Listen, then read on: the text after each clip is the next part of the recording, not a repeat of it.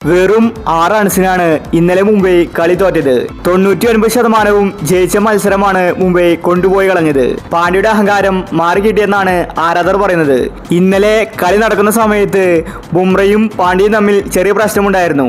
ബുംറയ്ക്ക് Pandya bowl കൊടുക്കുന്നില്ല. ഈ ഒരു സംഭവത്തെ പറ്റി കളി കഴിഞ്ഞ് ബുംറ പറഞ്ഞ കാര്യമാണ് നമ്മൾ ഇന്നത്തെ വീഡിയോയിൽ നോക്കുന്നത്. ഇത്തരം ക്രിക്കറ്റ് ന്യൂസിന് വേണ്ടി ഈ ചാനൽ മറക്കാതെ സബ്സ്ക്രൈബ് ചെയ്യൂ. മുംബൈ ഒരു ഐക്യമത്യമുള്ള ടീമായിരുന്നു. എന്നാൽ പാണ്ഡ്യ ക്യാപ്റ്റനായതോടെ അതെല്ലാം മാറിക്കിട്ടി. താരങ്ങൾ തമ്മിൽ പരസ്പരം ഒത്തൊരുമ ഇല്ലാതെയായി.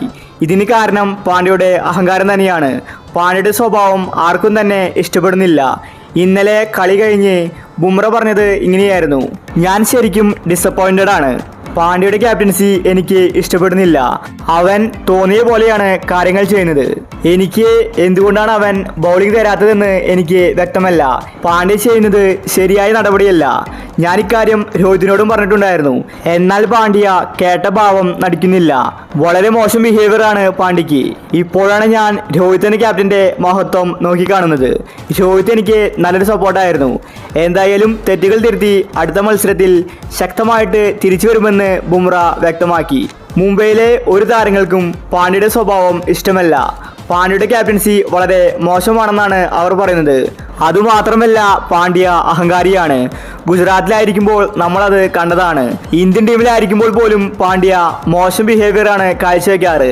സഹതാരങ്ങളെ ചീത്ത വിളിച്ചും തോന്നിയ പോലെ പാണ്ഡ്യ പെരുമാറും. ഇത് ആർക്കും തന്നെ ഇഷ്ടപ്പെടുന്നില്ല.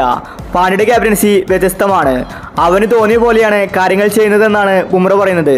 ഏറ്റവും മികച്ചൊരു ബൗളറായ ബുംറയെ കൊണ്ട് പോലും ബൗൾ ചെയ്യിപ്പിക്കുന്നില്ല. ഇത് ചോദിച്ച രോഹിതിനോടും പാണ്ഡ്യ കയർത്തു. അതിന്റെ റിസൾട്ട് ഇന്നലെ കിട്ടി. മുംബൈ ആദ്യ കളിയിൽ തന്നെ തോറ്റു. പാണ്ഡ്യയുടെ ഈ സ്വഭാവം നല്ലതാണോ? ഇതിനെപ്പറ്റി നിങ്ങളുടെ അഭിപ്രായങ്ങൾ താഴെ കമന്റ് ചെയ്യുക. ഇത്തരം IPL ന്യൂസിന് വേണ്ടി ഈ ചാനൽ മറക്കാതെ സബ്സ്ക്രൈബ് ചെയ്യൂ.